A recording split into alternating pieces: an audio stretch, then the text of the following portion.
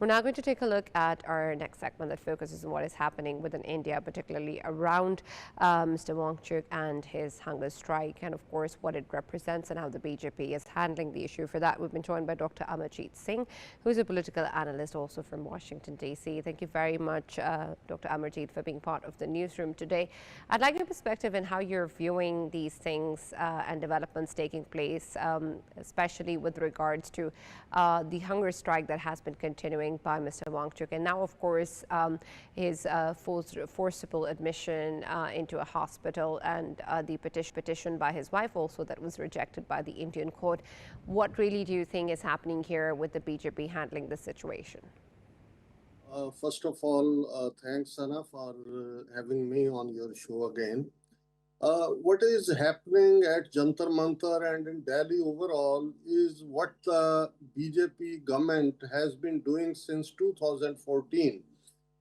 People have a short memory. They forget what they did to the protesters at the Shaheen Bagh when, on the issue of Citizen Amendment Act, there were protests. What they did to the farmers' protest when they didn't let them enter even the Delhi, and the farmers from Punjab, Haryana, and Western UP had to camp outside the outskirts of Delhi.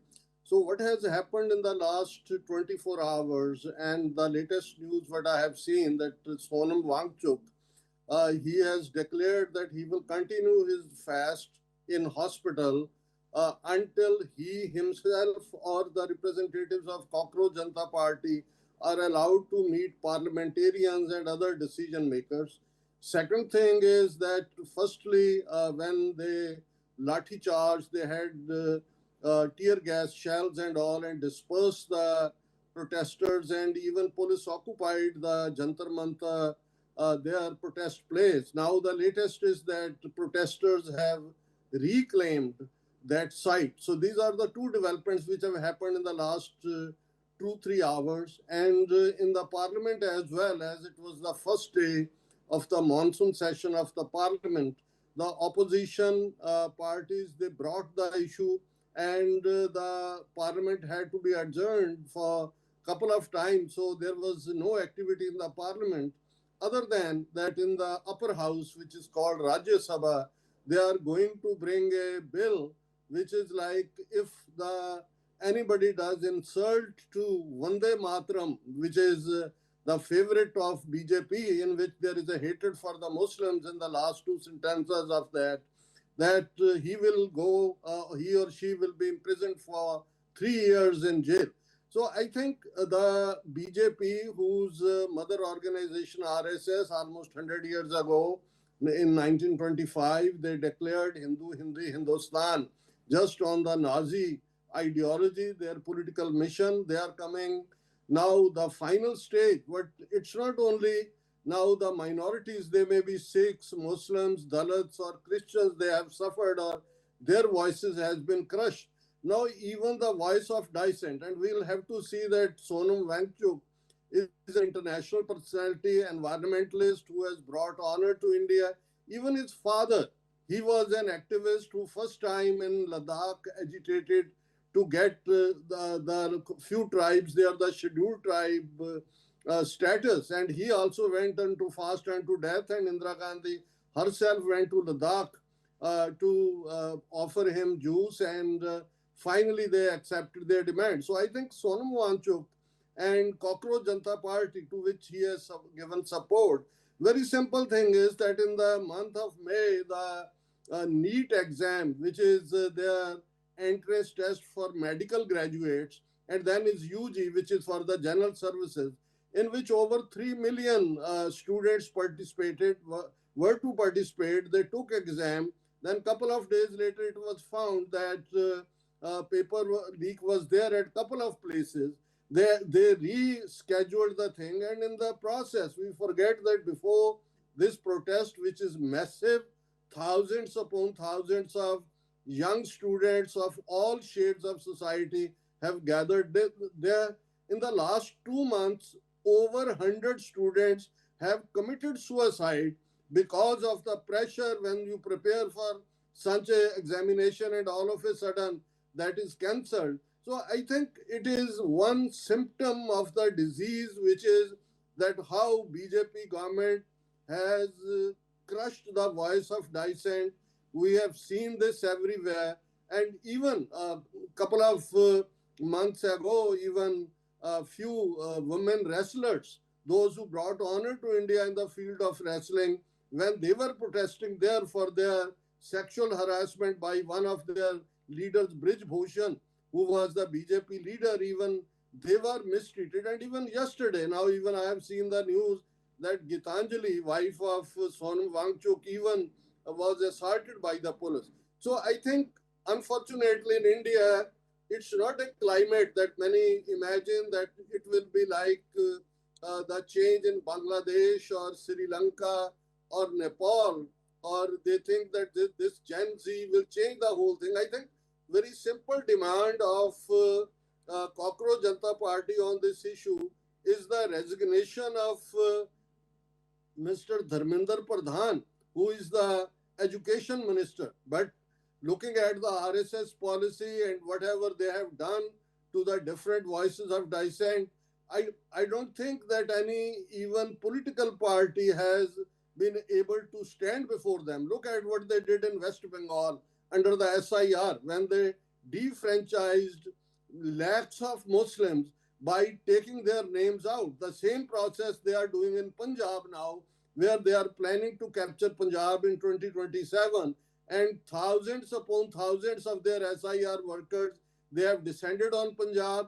They are defranchising Sikh voters, particularly diaspora, and re-entering some of the labor, or we call Pravasi, there in the voter list, those people from UP and Bihar. So I think on one hand, their political goal is fascism and Nazi-like ideology, but on the party front, as you may see that while being the Chief Minister of Gujarat, Modi, he went to China 10 times.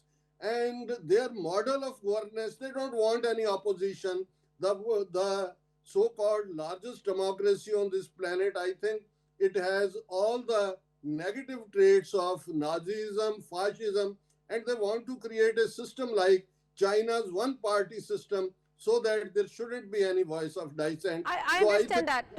Dr. Amarjeet, can you also comment on what all of this means to the international audience? You're sitting outside of India, of course, you're in the US, and you understand the dynamics in terms of how this is being viewed. What exactly do you think is the current stance of the international community? How much it matters for when countries interact with India, when they interact with Mr. Modi, and especially when he refuses to answer questions for journalists both inside and outside of India? I think in the last almost since 2014, he has not uh, answered, or he hasn't even have any press conference in Delhi or outside.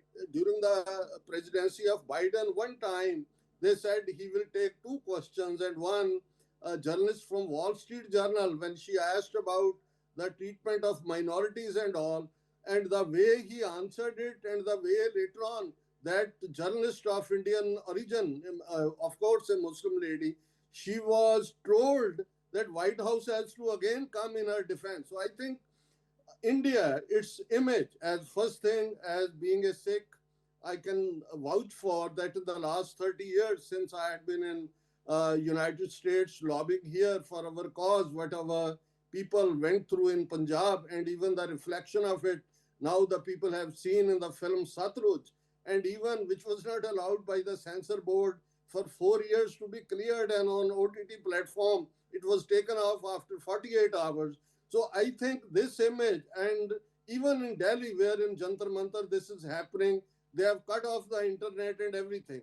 So I think India has exposed under Modi itself the transnational repression part, which is now very clear, the way they have killed Sikh activists outside, Kashmiri activists in particularly Pakistan. So I think no matter what they claim, they claim themselves as the Vishwa Guru, they pat their own back. But the fact of the matter is that Western countries in general, and even in America, though certainly when it comes to Western countries' interest, that trade is the one thing. That is how they have signed a deal with the European Union and all. But I think now the India stands exposed in the name of democracy. It is a castocracy. Even the so-called untouchables within the society, they are fearing that even now BJP is one step behind just to cancel or change the Indian constitution and implement Manu Samriti, which is the Hindu code where the caste system, four castes, they are there as the constitution of India. So I think at this stage, due to trade interests and due to the changes there as with the US-Iran conflict and other West Asia situations, they may not be interfering in some matters, but I think eventually India it stands exposed as a Hindu fascist state. Right. Thank you very much, Dr. Amarjeet Singh, for joining us.